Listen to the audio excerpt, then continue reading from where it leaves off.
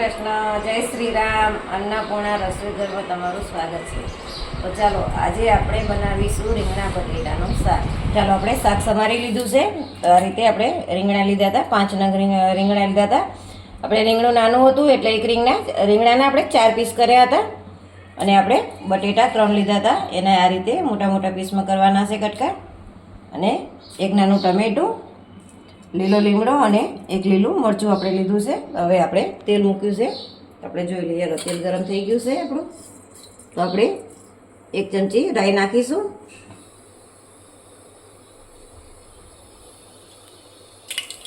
ચાલો આપણે રાઈ તતડી ગઈ છે તો આપણે અડધી ચમચી જીરું નાખીશું, અડધી ચમચી આપણે હિંગ નાખીશું અને ચપટી આપણે અજમો નાખીશું. અજમો પચવા માટે સારું હોય છે. હવે આપણે આ લીમડો અને મરચું અને ટમેટા નાખીશું.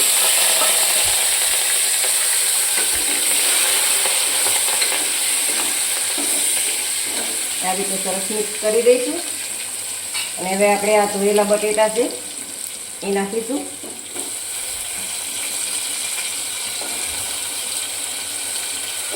બટેટા આપણે સમારીને આ રીતે પાણીમાં જ રાખવાના હોય છે, કારણ કે કાળા નથી પડતા પાણીમાં રાખવાથી.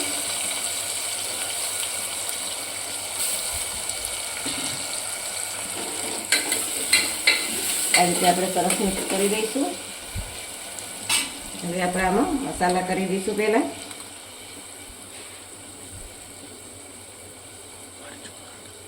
દોઢ ચમચી આપણે લાલ મરચું નાખીશું, અડધી ચમચી આપણે હળદર નાખીશું અને 1 ચમચી આપણે ધાણા જીરું નાખીશું.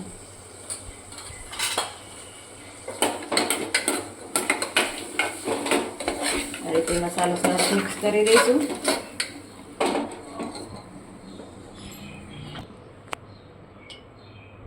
સ્વાદ પ્રમાણે આપણે મીઠું નાખીશું.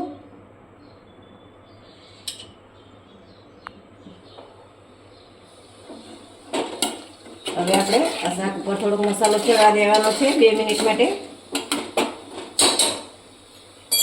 આપણે આને થોડીક ઢાંકીને રાખીશું. ચાલો આપણું 2 મિનિટ જેવું થઈ ગયું છે. મસાલો સરસ ભરી ગયો છે શાકમાં. જો આ રીતે સરસ શાકમાં મસાલો ભરી ગયો છે. હવે આપણે આમાં રીંગણા ધોઈને નાખીશું. રીંગણા આપણે આરોવાર નાખીએ તો રીંગણા એકદમ પીગળી જાય છે અને રીંગણો એકદમ ગ્રેવી જેવો થઈ જાય છે. એટલે આ રીતે આપણે પાછળથી રીંગણા નાખવાથી આપણે રીંગણાના પીસ સારા રહેશે અને શાક બહુ સરસ બને છે. હવે આપણે આને મિક્સ કરી દઈશું.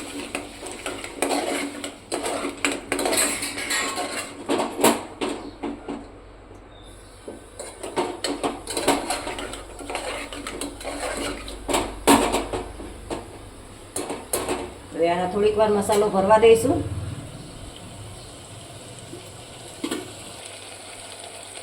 ચાલો આપણો રીંગણા અને બટેટામાં મસાલો સરસ ચડી ગયો છે. હવે આપણામાં 1 ચમચી ગરમ મસાલો નાખીશું, 1 ચમચીથી થોડોક ઓછો.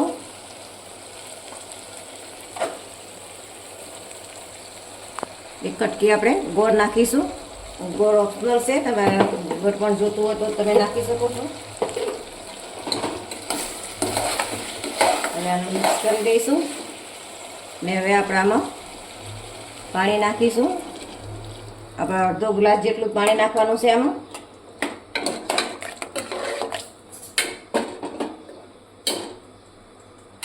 હવે આપણે આનો 2 થી 3 વિસલ વગાડી દઈશું. ચાલો આપણે 3 સીટી થઈ ગઈ છે તો આપણે જોઈ લઈએ. 3 સીટી થયા પછી આપણે થોડીક વાર રહેવા દીધું હતું એટલે હવા નીકળી ગઈ છે. આપણે જોઈ લો, સરસ શાક આપણું બની ગયું છે. એકદમ રીંગણા અને બટેટા સરસ આખા છે. રીંગણા પણ હાવ નથી પીગળી ગયા અને મસ્ત શાક બની ગયું છે. હવે આપણે આમાં કોથમીર નાખી દઈશું.